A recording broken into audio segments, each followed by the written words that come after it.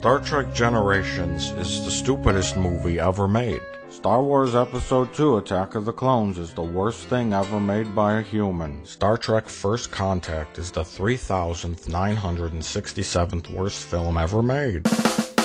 Hi guys, here we are at the Chicago Comic-Con with Mike Stoklasa from Red Letter Media. How are you doing, Mike? I'm doing great. How are you doing? I'm doing awesome. I was exposed to Red Letter Media just a few months ago through your reviews of the Star Wars prequel films.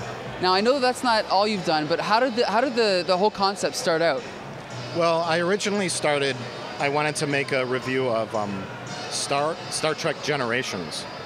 Okay. It was just like a pet project of mine. I had a lot of free time at the time, and I had bought that movie. I hadn't seen it since it came out. I bought Star Trek Generations. I watched it, and I was like, oh my gosh, I hate this movie.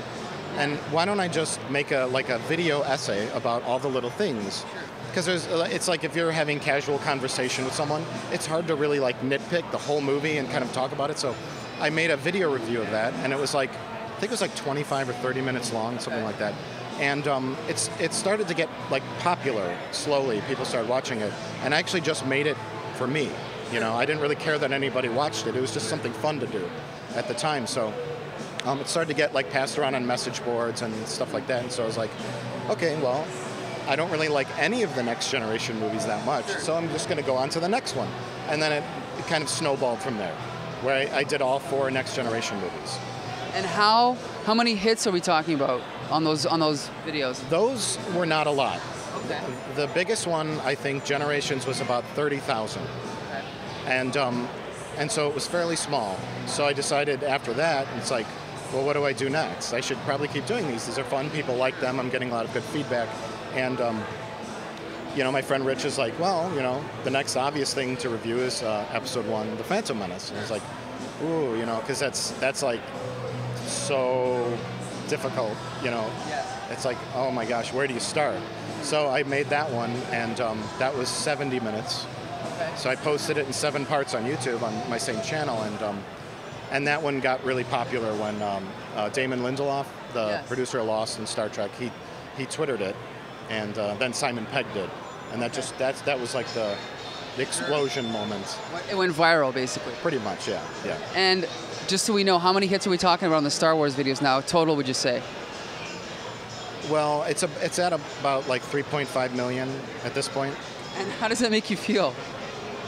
I don't know, it's great. A lot of people really like it. Do you feel like a celebrity at all? Not really, no.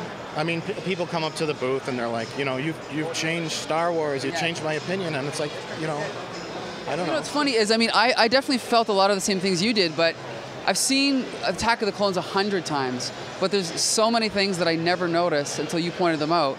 And I just think, for example, how many times have you seen each of the prequel movies? Not that many. Really? Yeah. Well, then you're very insightful. A lot of people say, like, how did you have to watch it 100 times to kind of find everything? It's like, I don't know. I think I'm just observational. Like, I just notice little things. Okay, now let me ask you, where did the voice come from? I do the voice. Okay. I do the voice for Mr. Plinkett. That's me. The voice originally came from my friend Rich Evans, who did the Mr. Plinkett character a long time ago in short films that we did. Okay. And he's in our movie. He's on our show Half in the Bag, which is like a movie review show. He plays Plinkett on camera. Okay. So when I started to do the Generations review, I recorded it in my normal voice, and it was just horribly dry and boring. Sure. And I was like, you know what? I need to do this in a character, and I need to have funny bits throughout the whole thing, little asides that he says, little jokes, and I'm like, okay. And then I started doing it. I was like, okay, this works. It works that it's like kind of a creepy, weird guy that's talking about this movie, but making valid points at the same time. So it's that contradiction, So I was kind of doing the voice that my friend Rich did. So. And does he feel he deserves credit for that? Well, everyone on the internet calls him Fake Plinkett. Okay. And so, and then other people point out, no, he was the original Plinkett. And, it's a different character, kind of. I made up all the subplots, all the stories in it. So. Yeah. Right. And now, what about? I'm gonna guess from watching your stuff, that you have got some background making your own films or your own videos. Is that true? Well, I went to film school in Chicago, and I've been doing movies my whole life, and editing is really kind of what I enjoy the most.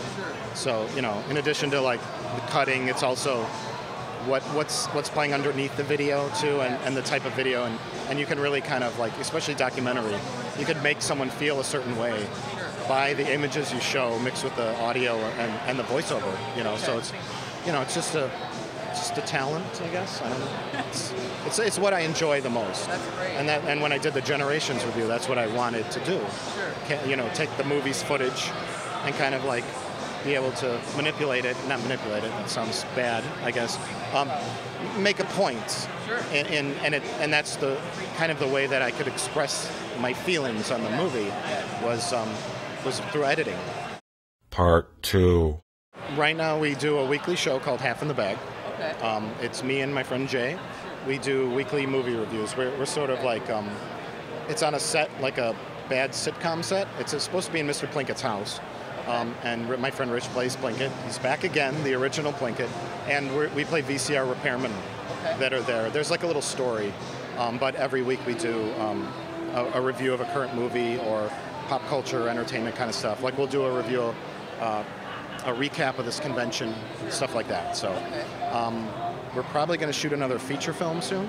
Okay. We did one called Feeding Frenzy a couple years ago, which is still out. And that's pretty much it. Whatever we decide to do, you know.